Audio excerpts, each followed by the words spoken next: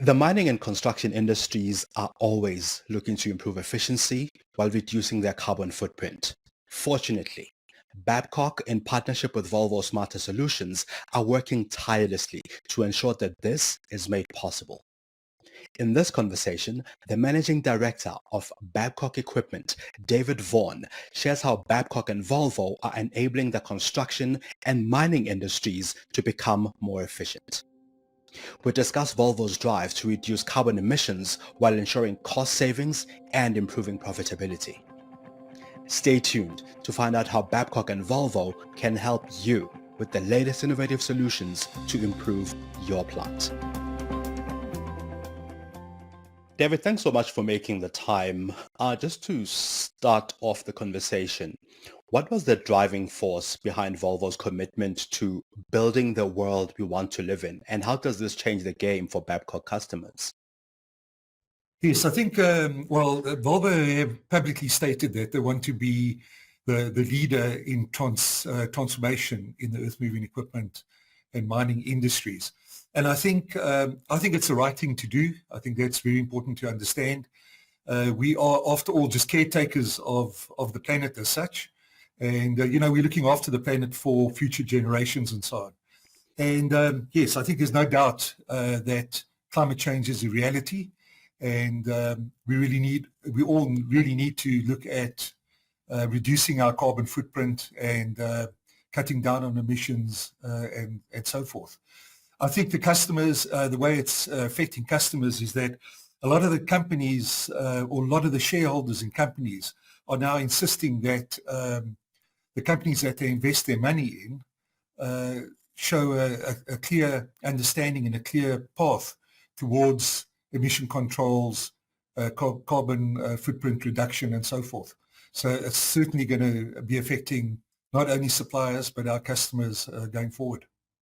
Speaking of carbon emissions and reducing footprint, our footprint, this comes a little bit out of the Paris Agreement. Can you share what that is and how that affects the industry?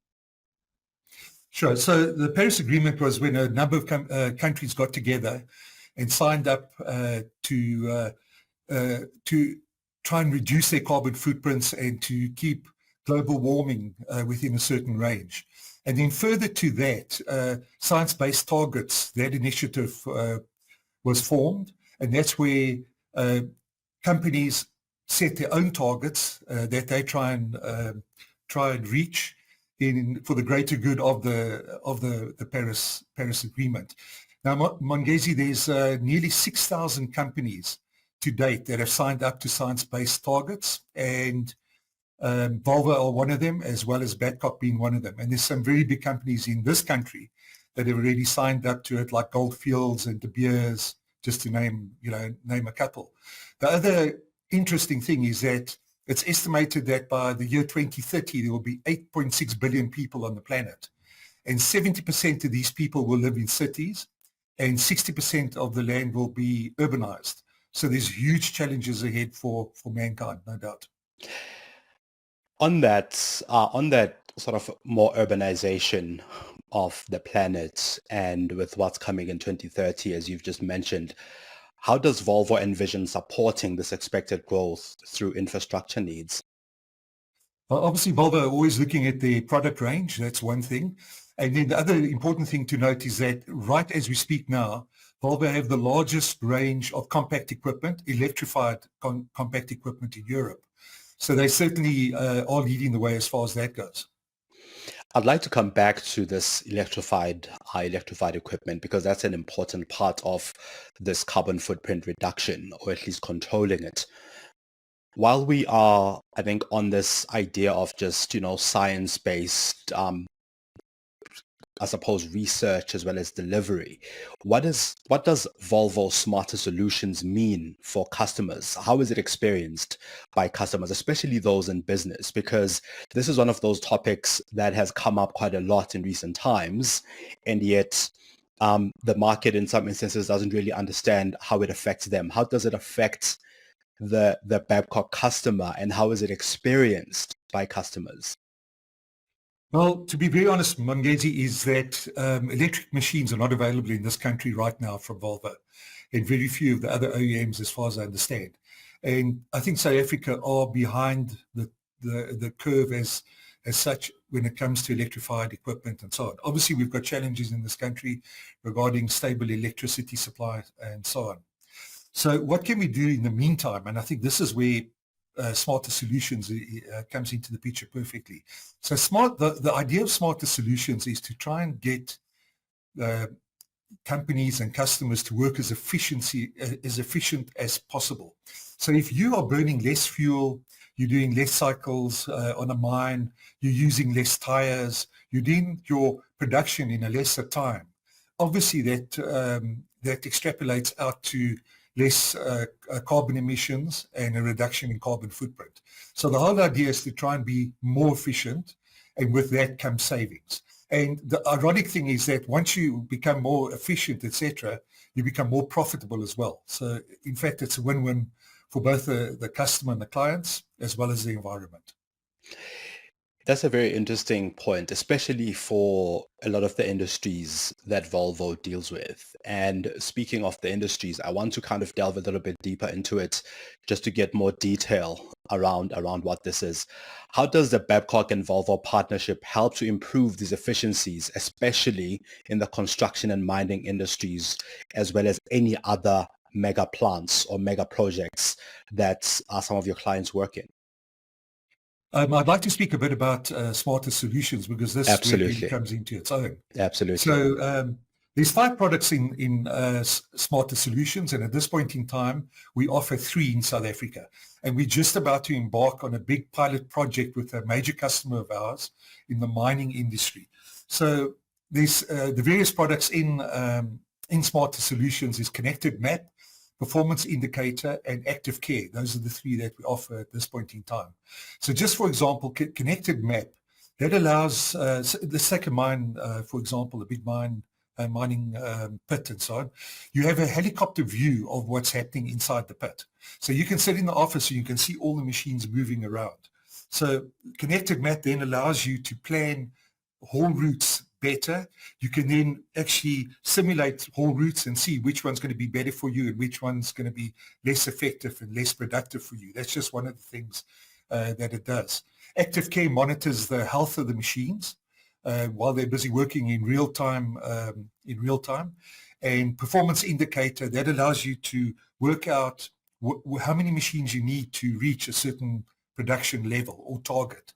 So let's say you've got 10 machines working and you've got 6 months to do the job. Sure. You can then you can calculate that out and say, you know what, with the fleet I'm currently using, I'm not going to make that target. Then you can add machines in on your computer. You can sit in the office and do that.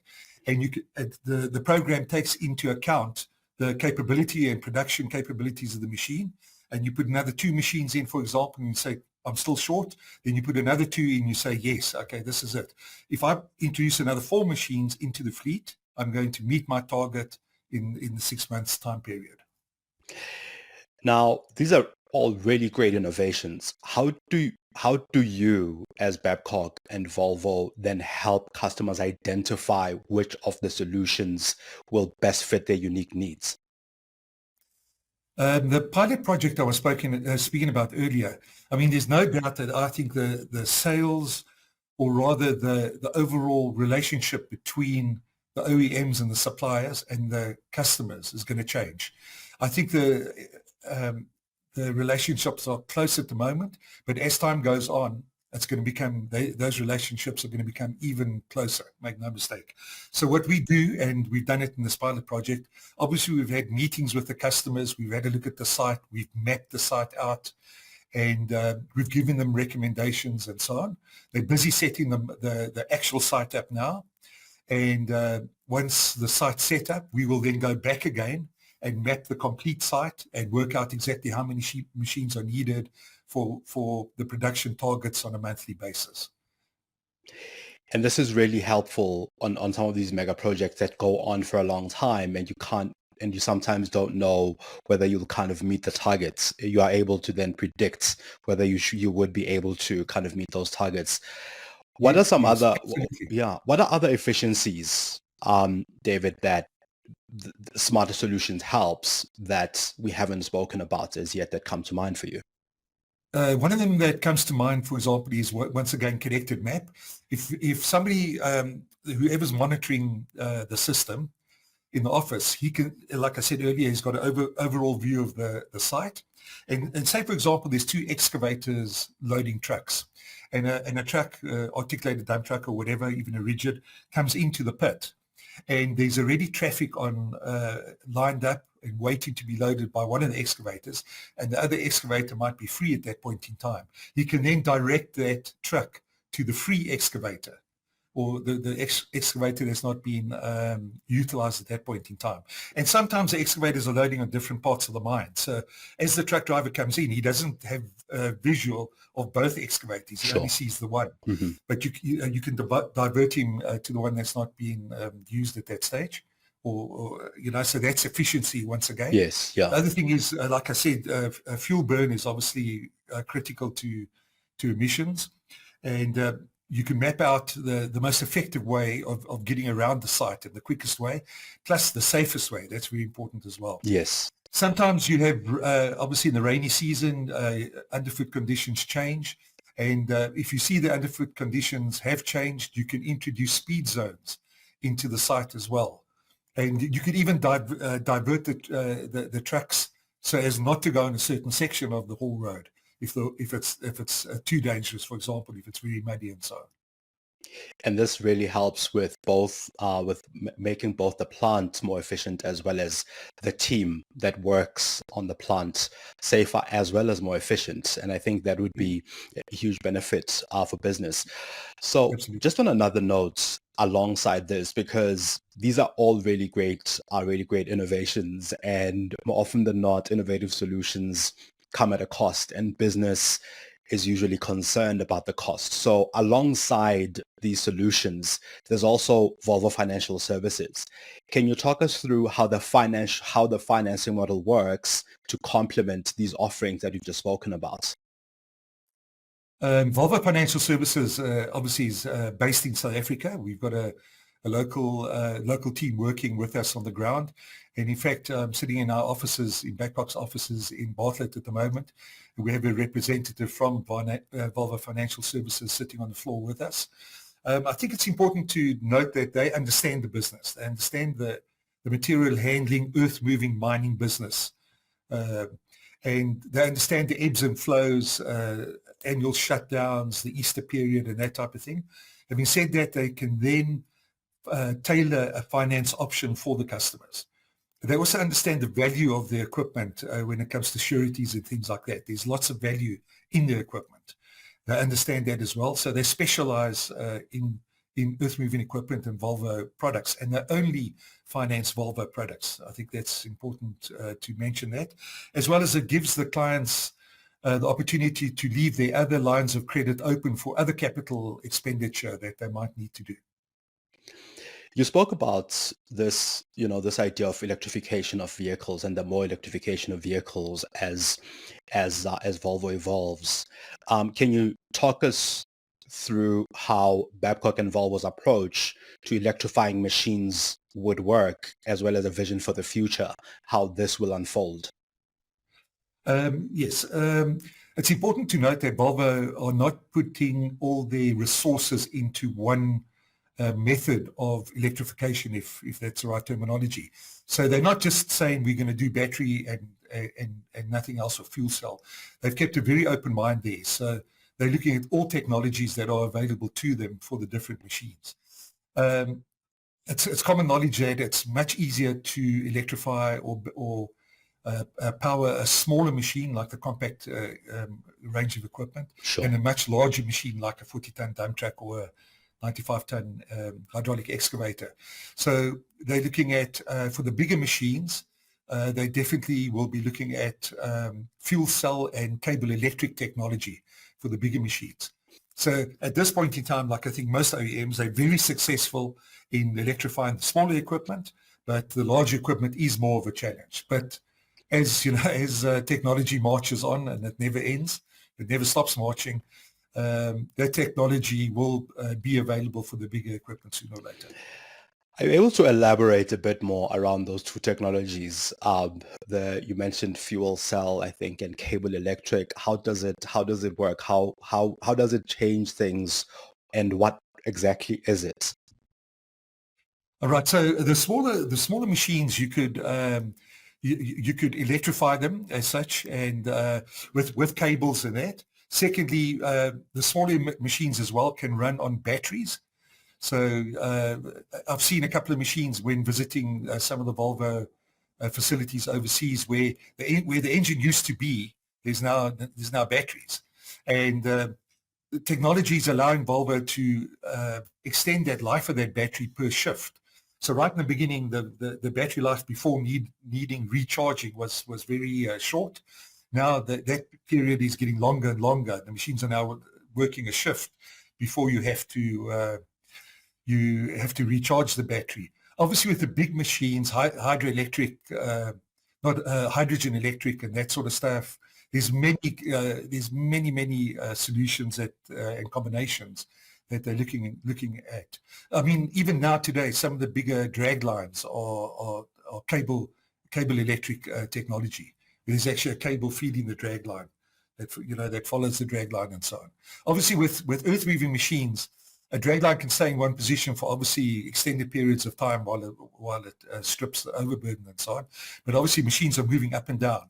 So having a cable out the back of a dump truck is just simply not going to work. So there is other things that they're looking at. That makes sense, and I think it clarifies it a lot more. So, in closing, what's next in this collaboration between Babcock and Volvo in terms of technological advancements as well as smarter solutions? What can businesses anticipate in the upcoming years, or at least as these technologies evolve? I think Volvo obviously will move with the times, if I could say it like that. They're busy with so much at the moment. I mean, there's even autonomous machines under test at the moment. There's autonomous getting off the earth-moving and mining sort of equipment a little, but there's electric buses, Volvo electric buses running in Europe and so on. I've seen autonomous articulated trucks working fully electric, no operator, and so on. So I think it's an extremely exciting time that we're going into, and Babcock's extremely excited to be involved with Volvo on this journey, make no mistake. I think in this country where we are, like I said earlier, behind the curve, the drive will be to become more and more efficient. And Volvo will keep bringing out products for the non-regulated markets at this point in time. And the whole idea is to become more efficient so we can cut down on emissions, reduce carbon footprints and so on. But it's certainly a very, very exciting future that we're going into. Yeah, that's a really great point to conclude the conversation, because it's not only efficiency, but it's also reducing our carbon footprint as we improve efficiencies on plants, in mines, as well as on mega projects. David, thank you so much for making the time. It was a really great conversation. Pleasure. Thank you.